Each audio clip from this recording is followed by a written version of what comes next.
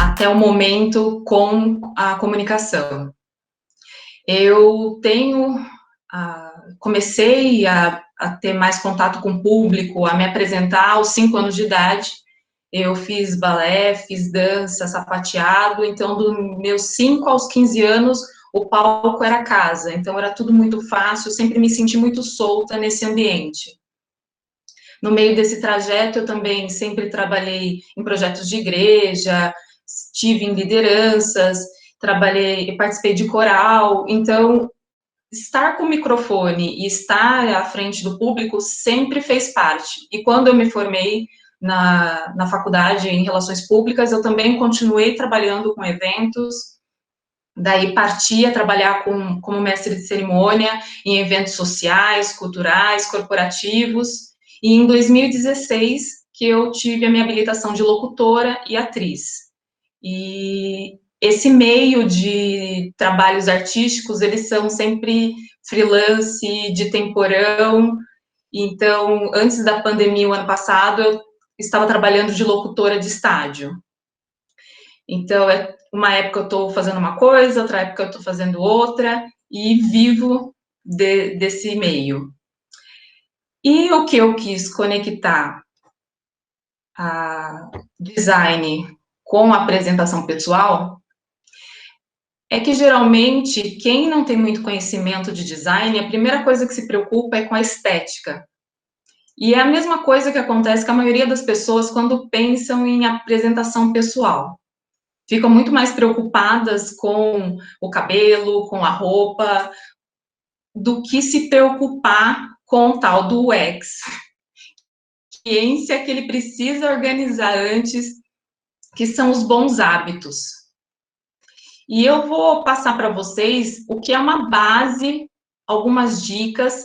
Eu já fiz esse tipo de trabalho com adolescentes e jovens de 15 a 18 anos, que é aquele pessoal que precisa realmente de base, de entender de linguagem verbal e comportamental, que é diferente de quando vai tratar a comunicação de quem está buscando uma vaga de liderança, que aí a gente até passaria a querer entender mais sobre semiótica, sobre a linguagem não verbal, que isso acaba influenciando muito mais, e o perfil de trabalho é um pouco diferente.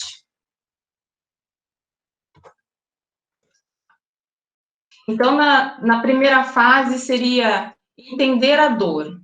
O entender a dor, nesse caso, a gente sempre, quando vai tratar de algum caso, de algum estudo, a gente tem a certeza do problema ser resolvido.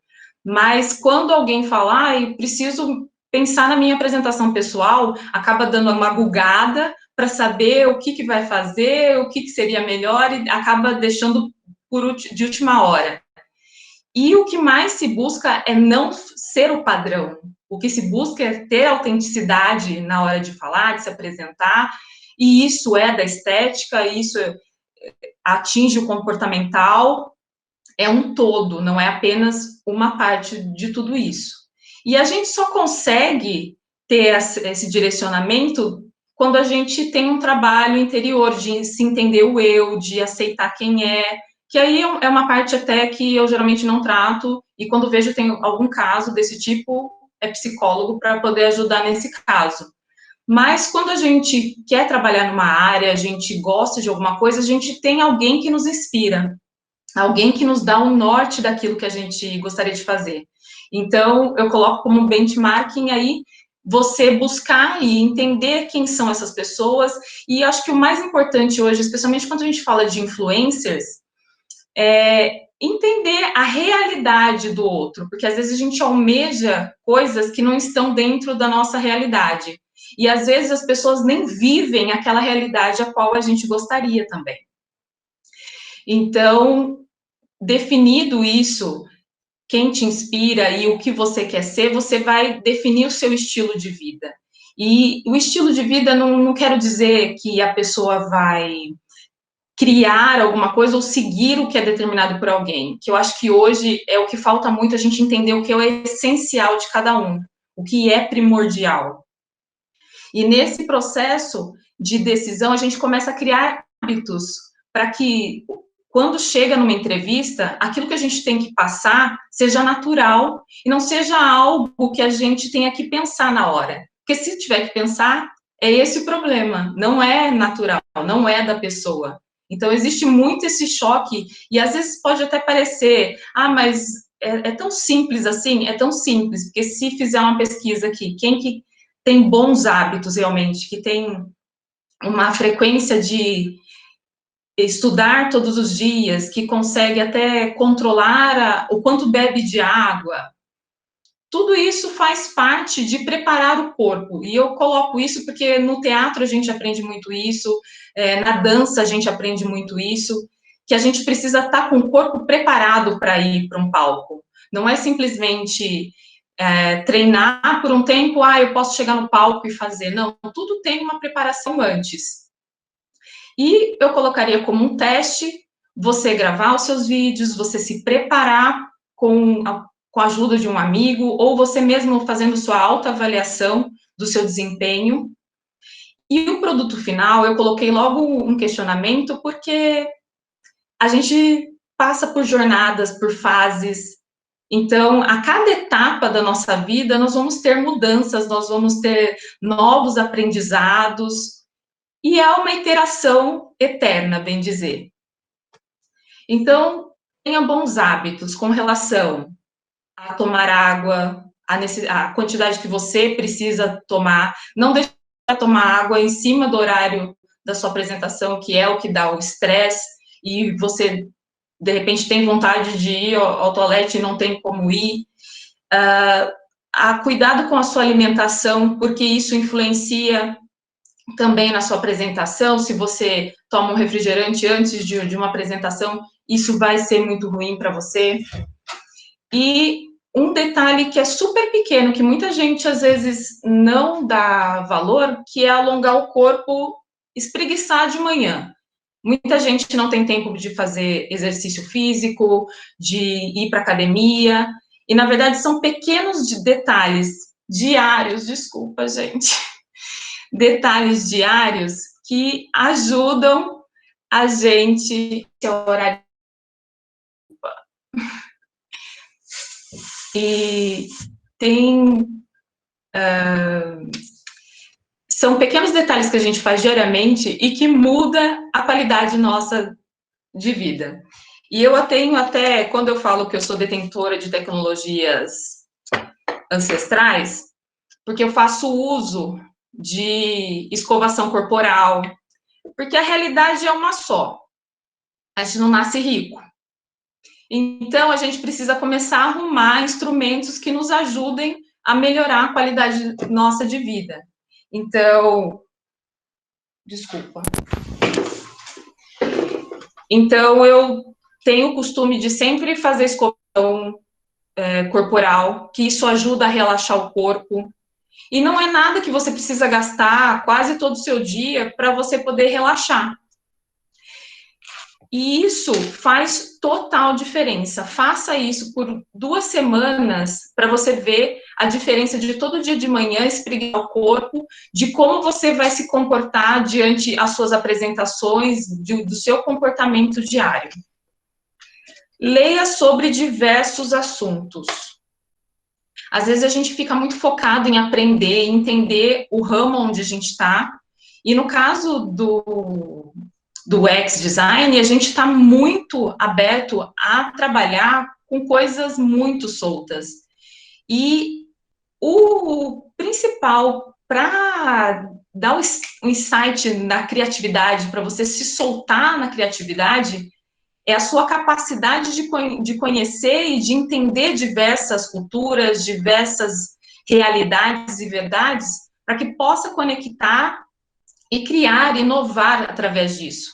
Então, a busca de novos segmentos, até de coisas que não sejam direto ligados ao que você está acostumado, é muito importante, porque a gente nunca sabe qual vai ser o tipo de entrevista, qual vai ser o tipo de dinâmica, qual o tipo de pessoa que a gente vai encontrar. Às vezes, fora do ambiente de trabalho, a gente acaba encontrando outras pessoas, e é isso que traz o diferente das pessoas. Ter um hobby. Um dos meus hobbies, que entra nessa história de detentora das tecnologias ancestrais, é que eu sou crocheteira. Então, esse aqui é uma ecopédia, um disco para limpeza de pele.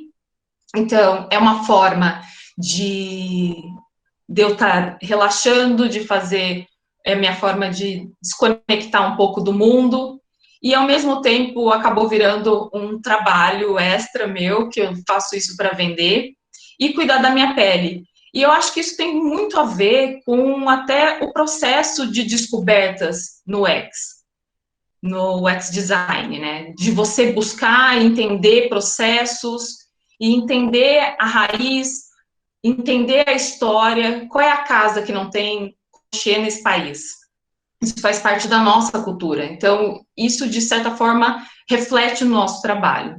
E para quem gosta e para quem não gosta também, meditação é uma coisa extremamente boa para que você consiga ter centro para se desenvolver, para poder entender o seu eu e ter tranquilidade, especialmente quando a gente está no trabalho e passa por algumas situações desagradáveis.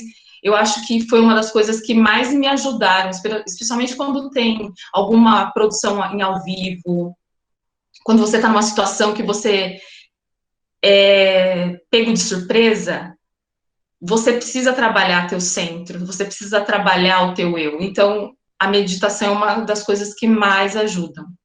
E a prática leva à perfeição. E a perfeição, quando eu coloco perfeição, eu estou falando de o melhor de cada um. Porque não é a perfeição em geral. Não existe uma perfeição. Existe o nosso melhor. E uma última frase: ter uma boa apresentação pessoal não é só sobre se preparar para um evento com hora marcada. É sobre como criar bons hábitos e estar sempre pronto. Você nunca sabe onde pode encontrar os seus futuros chefes. Então, eu dei algumas dicas muito gerais. Eu até tenho feito esse trabalho, na verdade, comecei semana passada, que foi tudo muito rápido. O Jeff, eu passei para o Jeff semana passada que eu estava liberando atendimento para o pessoal que está querendo trabalhar a apresentação pessoal ou quer gravar vídeos para a internet. E eu liberei no site Believe alguns horários. Só que eu liberei só para a semana que vem, sábado e domingo. Não tenho muitos horários, mas quem quiser conversar, tiver com alguma questão, quiser ter algum tipo de ajuda, eu estou disponível para o grupo. E eu agradeço a atenção de vocês por ficarem aqui comigo, e quem quiser entrar lá no Believe, é só acessar a agenda e pode marcar um horário que a gente pode conversar, eu posso ajudar, mais específico, porque é um pouco complicado, eu evito de falar de problemas, porque a gente não pode criar padrões, quando a gente está falando de apresentação pessoal, e cada um tem uma peculiaridade, alguma situação que precisa mais, então eu me disponho para o grupo, para quem quiser, e agradeço a atenção de vocês.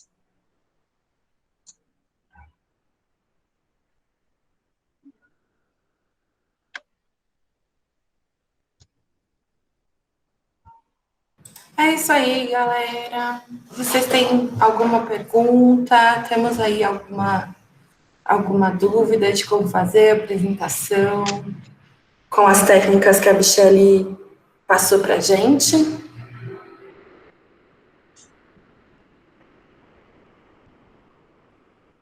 Mi, eu fiquei com uma dúvida assim. A gente tem essa coisa do autocuidado e tal. Como é que eu vou percebendo o impacto disso para o dia que eu vou fazer uma... E assim, eu entendi que o que você quer dizer, que essa apresentação não é só para, por exemplo, para quando a gente for fazer entrevista, é uma apresentação geral, né, para a nossa vida, né? Como é que eu vou percebendo que isso está se transformando a partir dessas técnicas que você passou para a gente? Hábitos vai ser o dia a dia, o esforço que você dedicar a repetir os atos e de você também descobrir que aquilo está te fazendo bem ou não, que aquilo está te ajudando a chegar no objetivo ou não.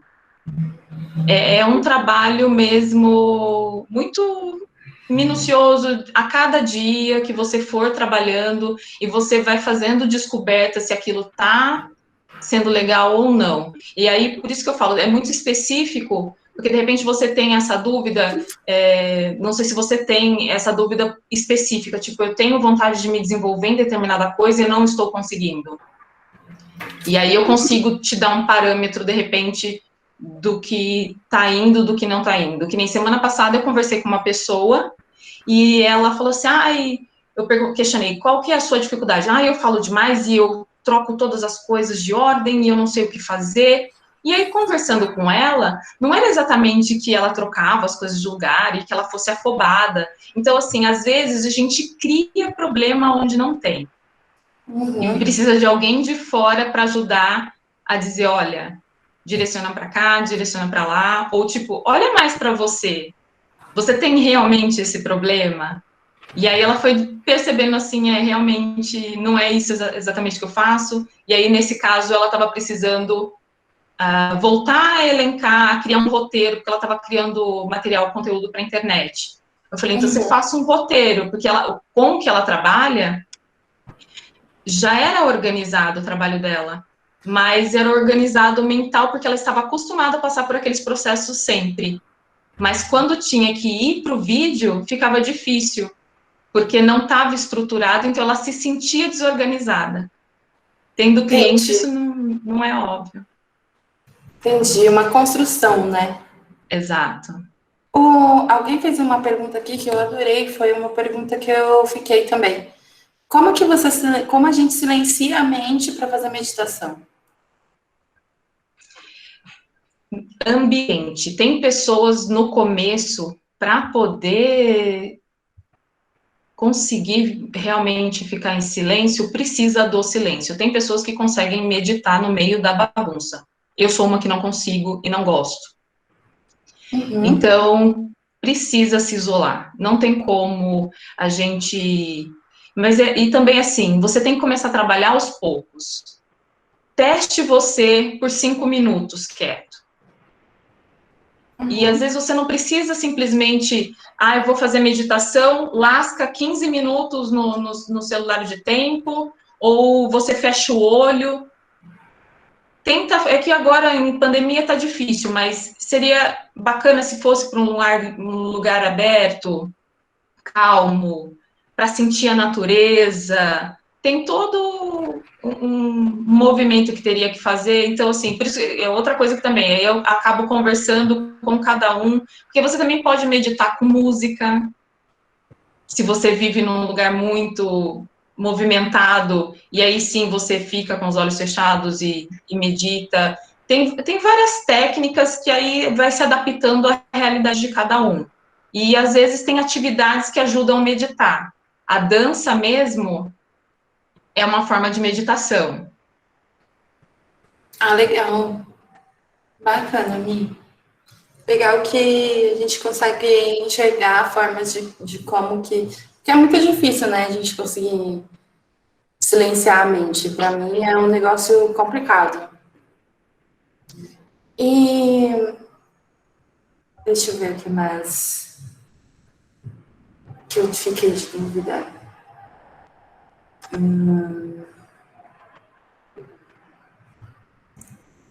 Outra coisa que eu fiquei assim, pensativa é como começar em rituais de autocuidado. Eu faço alguns, assim, de final de semana e tal, mas assim, tem outros rituais de autocuidado, como você falou, da escovação e tal. Como que eu inicio outros rituais desses para poder melhorar como vem a minha apresentação? O que você tem costume de fazer, por exemplo?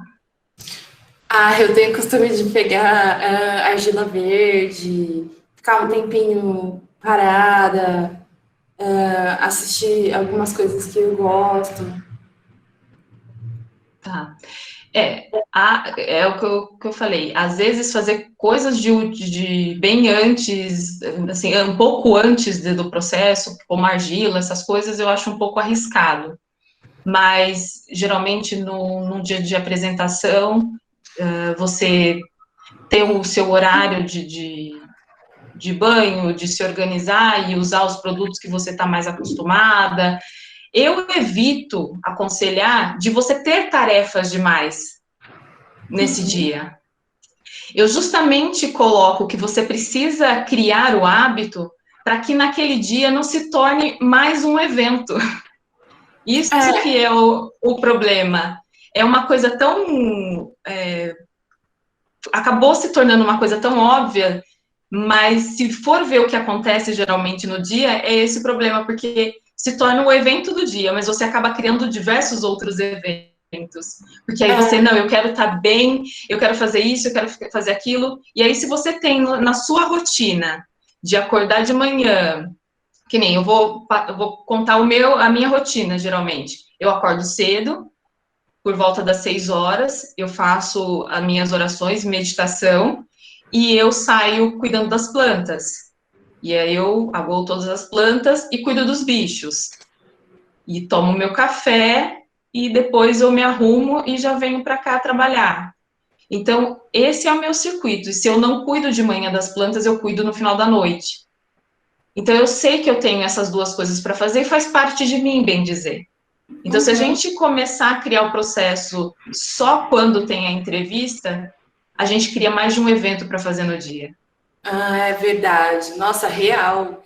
Foi por isso Real, que eu peguei, mesmo. por isso que eu peguei essa visão da apresentação pessoal, porque o pessoal sempre faz o contrário e isso estressa. Então, no dia, você precisa não ter nada para se preocupar. É mais esse o processo. Entendi. A Graça perguntou aqui se é uma boa prática ensaiar antes da apresentação ou isso pode ir para o caminho da decoreba e não ser tão fluido. É um risco, porque é aí que está o detalhe. Se você precisa estudar na hora que você vai, não faz parte de você. E o entrevistador percebe isso. Então, que nem caso de timidez, eu também gosto de conversar, porque às vezes a pessoa diz que ela é tímida, mas ela não é tímida. Tem outras coisas por trás disso. Tem pessoas introvertidas, que é natural. Então, a pessoa é quieta realmente. Então, tem muitos detalhes. Eu só não gosto de entrar em detalhes que nem de timidez, porque às vezes é uma coisa muito pessoal. E às vezes tem coisas por trás da timidez que bloqueiam o desenvolvimento pessoal. Entendi. Então, eu gosto de trabalhar esse processo. Entendi. Alguém mais quer fazer alguma pergunta, pessoal? Manda uma pergunta aí. Boa sim, noite. Kelvin tá... Pode falar, Kelly. Boa noite, pessoal. Boa noite, Michele. Michele, minha pergunta é sobre jornada não linear. Como você apresenta uma jornada de experiências diversas de forma assertiva? Por exemplo, no seu caso, você tem várias experiências que não são em UX, só que eu venho da área do front, estudei publicidade, aí estudo hoje em dia ciências sociais, mas sempre na hora de, numa entrevista, apresentar tudo isso, eu fico meio perdida, sabe? Aí fica sempre aquela pergunta, nossa, mas você era front, agora não é mais, você faz ciências sociais, mas tá querendo trabalhar com UX. Aí é sempre dar aquela enrolada, sabe? Como seria uma boa prática de apresentar esse background todo diverso? Na verdade, é algo um pouco complexo, que você tem que conhecer a empresa e sentir com quem você está lidando. E o que eles pediram para você, o que eles estão interessados em você. Porque depende muito de entrevistador para entrevistador. Às vezes você apresentando o que eles querem diretamente, e aí se ela te der a opção de abrir mais, comunicação, aí você acaba colocando as outras questões. Então, vamos supor, eles estão você está sendo contratada como UX e você quer contar, de repente, alguma coisa que conecte do front com o UX, você coloca isso no seu texto. Então, você precisa criar esse texto do que você vê na empresa, que se conecta com as experiências que você teve. Porque, sinceramente, não é algo simples e isso demanda muito mais do interesse do entrevistador e da sua percepção de entender o que eles querem no anúncio da vaga. Perfeito, obrigada. Imagina, se você tiver algum exemplo, depois me manda e aí eu posso conversar com você mais específico isso. Perfeito, muito obrigada. Imagina. O Kelvin estava falando aqui no chat que o link não está funcionando para ele. Espera que eu vou mandar, então. Esse era uma questão minha aqui, mas é porque eu realmente não consegui o acesso. O encurtador.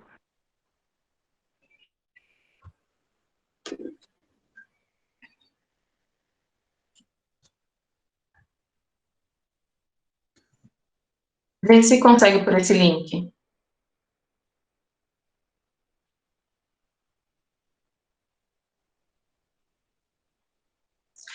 O Danilo perguntou quais são as principais características que um público, entrevistador ou ouvinte mais observa em uma oratória. Olha, você juntou todo mundo e cada um aí tem uma visão do processo. Você complicou bem minha vida e eu não tenho como responder pelos outros. Mas como eu estava comentando com a Kelly, tudo depende do olhar de cada um, do conhecimento, do background de cada um, para ser avaliado, se aquilo convence ou não convence, conforme o interesse. É como se quando a gente está interessado num determinado assunto, a gente vai lá e quer saber daquele assunto. Se aquele assunto não tiver no foco do que a gente tem de expectativa, determina a visão que a gente vai ter ou não daquilo.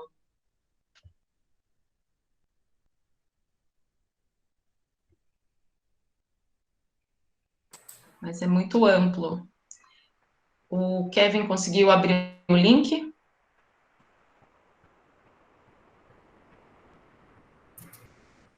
Kelvin?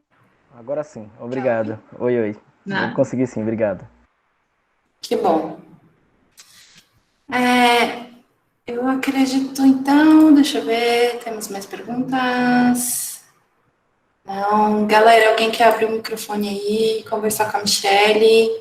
Fica à vontade, esse espaço é de todo mundo. Temos bastante conhecimento para trazer. Se não, muito obrigada, Mi, por ter feito a nossa noite, ter participado da nossa noite aqui, ter trazido esse conteúdo que é tão necessário para nós, principalmente trazer cuidado também, que é super necessário.